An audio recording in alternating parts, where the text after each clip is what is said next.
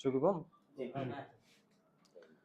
4 মাসের অন্তঃসত্ত্বা ভিকটিম দীপারানী সাহা, ক্যানিগঞ্জ থানাধীন ইকুরিয়া এলাকায় গতকাল রাত্রি 10 ঘটিকার সময় এলোমেলোভাবে ঘোরাফেরা করা অবস্থায়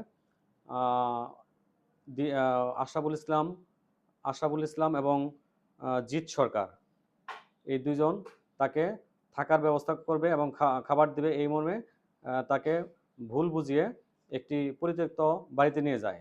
বাড়িতে নিয়ে সেখানে আরও 2জন লোককে ডেকে নিয়ে আসে এবং 4 জন হয়ে 3 জনে মূলত তাকে দীপারানী সাহাকে ধর্ষণ করে এবং একজন ধর্ষণের চেষ্টা করাকালে এলাকার লোকজন চলে এসে 2জনকে হাতে নাতে গ্রেপ্তার করে এবং আর 2জন পালিয়ে যায়। পরবর্তী পুলিশ সংবাদ পেয়ে আমরা তাদেরকে গ্রেপ্তার করে থানায় নিয়ে আসি। ভিকটিম দীপারানী সাহাকে মেডিকেল পরীক্ষার জন্য ঢাকা মেডিকেলে আমরা প্রেরণ করেছি এবং অত্র বিষয়ে অত্র জেলার সুযোগ্য পুলিশ সুপার এর নেতৃত্বে এবং তার নির্দেশনায় ক্যানিগঞ্জ দক্ষিণগঞ্জ থানায় একটা মামলা রুজু হয় এবং আসামিদেরকে গ্রেপ্তারকৃত 2জন আসামিকে 10 দিনের রিমান্ড চেয়ে বিজ্ঞ আদালতে প্রেরণ করেছি। আচ্ছা, ভিকটিম দীপারানী তো মূলত চাঁদপুর থাকতো, ঢাকা কেন আসলো?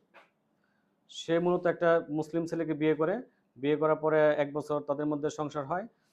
পরবর্তী দেখা যায় গত 4 মাস যাবৎ ও তার স্বামী তাকে একা বাড়িতে রেখে চলে আসে এবং পরবর্তী তার বাপের বাড়িতে দীপারানী সাথে তার বাপের বাড়িতে স্থান পায় নাই এবং সেই কারণে সে মনের খুবই দুঃখে ঢাকায় চলে এসে একটা কর্ম করে খাবে বলে ঢাকায় আসে। আচ্ছা, এই ঘটনায় কোনো মামলা হয়েছে কি? হ্যাঁ, এই ঘটনায় একটি মামলা হয়েছে। মামলা তদন্তাধীন আছে এবং 2জন আসামি গ্রেপ্তার আছে। 2জন আসামিকে বিজ্ঞ আদালতে 10 দিনের রিমান্ড চেয়ে প্রেরণ করেছে এবং ঘটনা বিস্তারিত তাদের কাছ থেকে জিজ্ঞাসাবাদে জানা যাবে। ভিকটিম দীপারানী সাহা।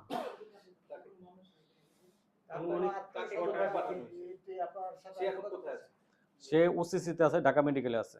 আর যে যাদেরকে গ্রেফতার করছেন বা আটক করছেন তাদের বিরুদ্ধে আগে কোনো এর জাতীয় কোনো মামলা বা কিছু আছে? না, আগে তাদের বিরুদ্ধে এই ধরনের কোনো মামলা আমরা প্রমাণ পাইনি। দীপারানী সরকারের আত্মীয়স্বজন আপনাদের সাথে যোগাযোগ করে? না, দীপারানীর আত্মীয়স্বজনের সাথে এখন পর্যন্ত যোগাযোগ করা যায়নি, বাট আমরা যোগাযোগ করার চেষ্টা করছি। ধন্যবাদ। হয়েছে, মোটামুটি চলবো।